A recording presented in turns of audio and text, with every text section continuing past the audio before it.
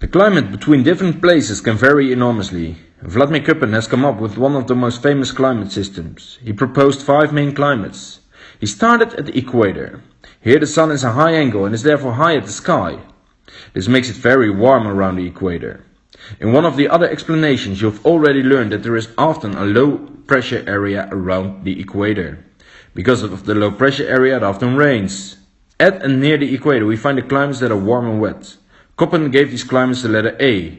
These are climates where the average temperature per month never gets lower than 18 degrees and there is significant precipitation. Another name for these climates is tropical climates. Further away from the equator we encounter deserts. Here it's still warm, but unlike the climates around the equator, very dry. As you have learned in one of the previous explanations, this has to do with the high pressure area around these places. Köppen gave these climates the letter B. These are areas with a maximum precipitation of 400 mm per year. These are often the dry or arid climates. Further away from the equator it gets colder. Here we find the sea climates. In sea climates the average temperature of the coldest month is lower than 18 degrees. Otherwise it's an A climate. But in the coldest month the average temperature is always warmer than 3 degrees below zero. It is therefore useful to look at the coldest month in this case, because then you quickly can see that it is a sea climate. Sea climates are influenced by the sea. Sea climates are therefore also called maritime climates. The influence of the sea is reflected in the temperature. In the summer it almost never gets very hot. That is because the seawater, so far from the equator, is cooler in the summer than the country. Seawater does not heat up that quickly. The cooler sea air ensures that the country does not really heat up, and in the summer it does not get very hot. In the winter the sea is warmer than the country. The seawater cools down only slowly, so that there is often less cold air coming from the sea. This ensures that the winters at sea climates are not too cold and on average are not colder than 3 degrees below zero. Inland we find D climates. The effect of the sea is lacking here, and that is why we call it continental climates. This means that the summers are hotter than sea climates, because there is no cooling air. Because in the cold winters no warmer sea air reaches these places, the winters also become very cold. That is why we distinguish the D climates by setting an average temperature of no more than 3 degrees below zero for the coldest months. When it's also cold in the summer, then we are dealing with E climates. These are climates that occur near the North and South Pole, and therefore we call them polar climates.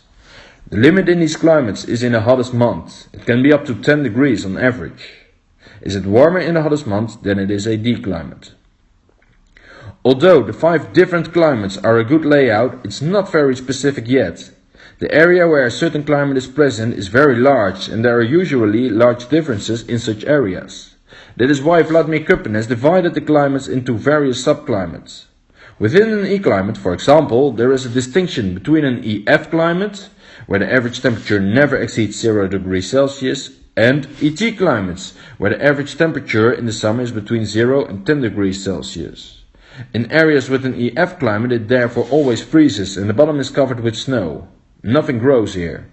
With an ET climate the soil thaws in the summer. This is the tundra. No trees grow here. At the B climates there is a distinction between the BS climates, where there is still a bit of precipitation, and the BW climates, where there is almost no precipitation. BS climates are the semi-arid areas, where there is on average between 200 and 400 mm of precipitation per year. BW climates are the deserts, where less than 200 mm of precipitation falls per year. No trees grow in both the BS and the BW climates. Within the A, C and D climates a distinction is made based on the season in which there is hardly any precipitation. A small letter F, W or S is added to these climates. The F stands for the failure of a drought season. Because the drought season fails or is absent, the precipitation is evenly distributed throughout the year. In northwestern Europe there is a CF climate.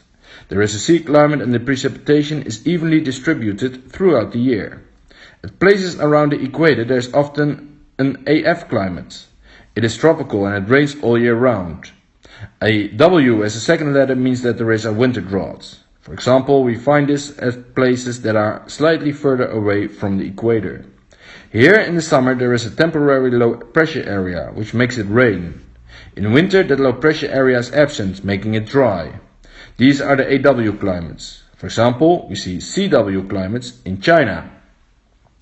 Finally, there are the S climates. Here the drought season falls in the summer. In the areas around the Mediterranean Sea, there is a CS climate.